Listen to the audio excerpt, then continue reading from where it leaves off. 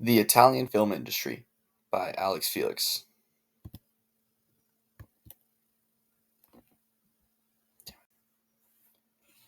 This film analysis will cover the beginning of the Italian film industry, the film industry evolution of Italy, the present day film industry, the Italian film industry globalization, the Italian film presence on streaming sites, the Italian film rating system, and conclusive remarks from myself.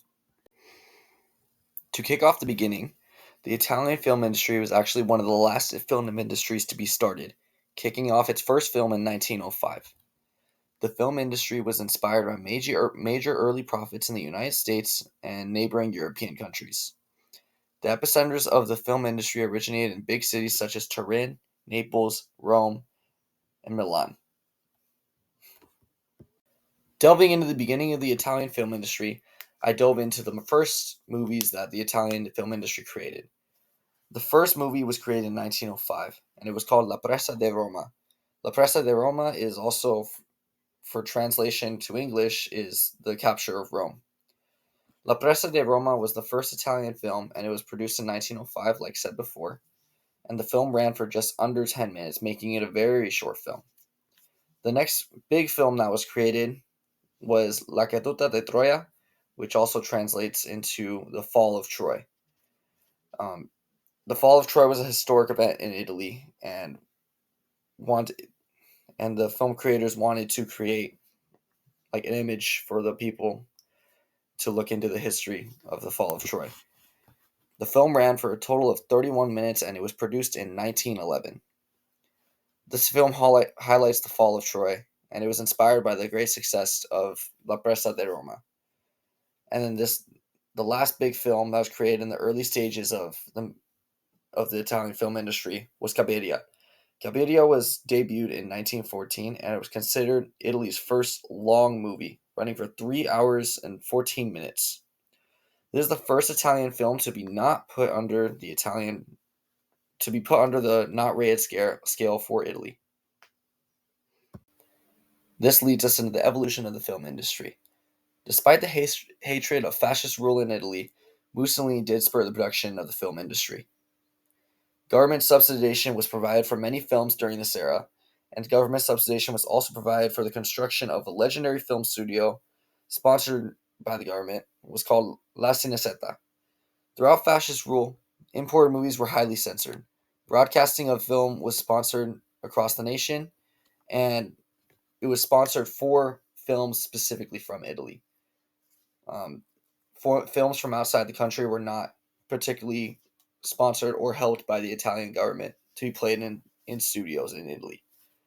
Um, the government gave Italy everything it needed to succeed in the film industry during this time, and Mussolini was a clear reason for this. Mussolini wanted Italian film to soar and do as well as the other countries that were taking place in the film industry, and Mussolini did well to sponsor this. Despite Mussolini no longer ruling Italy, his support in the early days clearly led the path to Italy succeeding in the film industry throughout, even until today. Italian film in the current day includes film industry profits rising 60% increase in box office sales from 2022 to 2023. In 2023, the Italian film released Still Tomorrow, and Still Tomorrow is still thriving internationally, gaining over $40 million in United States dollars in box office sales, internationally alone. The Italian film industry in 2022 exported about approximately 180 to 200 films, and is doing very well across the board throughout today. A massive reason for the Italian film's success includes many popular directors, actors, and big celebrities on the film scene. A few of these popular Italian directors include Paolo Sorrentino, who was responsible for films such as The Great Beauty in 2013, The Hand of God in 2021, Youth in 2015, and the Loro series. Also, Luca Guadagnino has created such films such as Challengers in 2024, which is a new premiere movie coming out this summer, Bones and All in 2022, Spiria in 2018, and Call Me By Your Name in 2017. Matteo Garrone is also a really popular film director, creating films such as Me Captain in 2023, Pinocchio in the 2019 rendition, not the original Pinocchio, and Dogman in 2018. And also, even a female Italian director, and she's very popular for producing films spoken in Italian for the Italian people. These films include La Chimera in 2023, Futura in 2021, and Corpo Celeste in 2011. Since breaking out into the worldwide scene, the globalization of the Italian film industry has been massive. Since the beginning of the Italian film industry, the growth has been phenomenal. The industry started out late out of all the countries and now is at top of the film industry and accomplishments. These accomplishments include most foreign film honors at 14, actors, actresses, and directors regularly taking home film awards, which we'll see in the next slide, and the city of Venice even holding an annual awards film festival from August 9th to September 14th. Much of this Italian film success has to do with the actors recognized on the global stage. Seen to our right is the director Giuseppe Tornatore, holding his Golden Globe winner in 2022, but he's also won Golden Globes in 2013 and 2010. Sergio Leone is also a very popular name for directing, and he was nominated for the Golden Globe in 1984 as an Italian.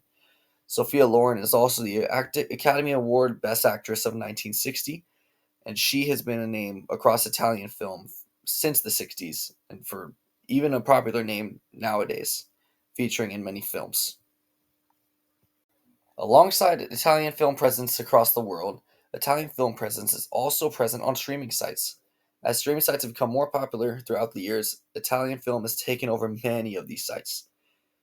These sites include Netflix, Hulu, and even their own streaming site, Movie Italy Plus. And Netflix is a very popular streaming site amongst the United States and North America. They currently stream a total of 88 Italian-made films. Hulu, on the other hand, is Netflix's biggest competitor, and they're a big importer of Italian films as well, including 23 Italian-made films on their platform. And then Movie Italy Plus is actually a movie streaming site created out of Italy and is made specifically for movies from Italy. And their streaming site includes movies from Italy from the 60s all the way up until nowadays, their creations. Alongside all the coverage about Italian film success, I also wanted to cover the Italian film rating system and the way it compares to our own in the United States. These ratings include T, VM6, VM14, and VM18. T is comparable to G in our American system, and it's recommended for all ages to watch. VM6, I would compare it to our parental guidance rating in America, and it's recommended for ages 6 or older, and under 6 children can be viewed with a parent or guardian above 18. VM14 would be more comparable to PG-13 in the United States, and this is recommended for kids 14 ages and up.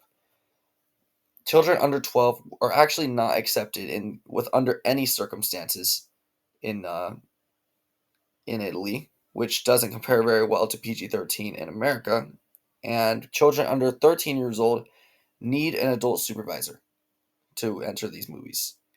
VM18 is a really strict rating for the Italian rating field system, and this would compare to our rated R, or sometimes even this would compare to our NC-17 and rated R ratings.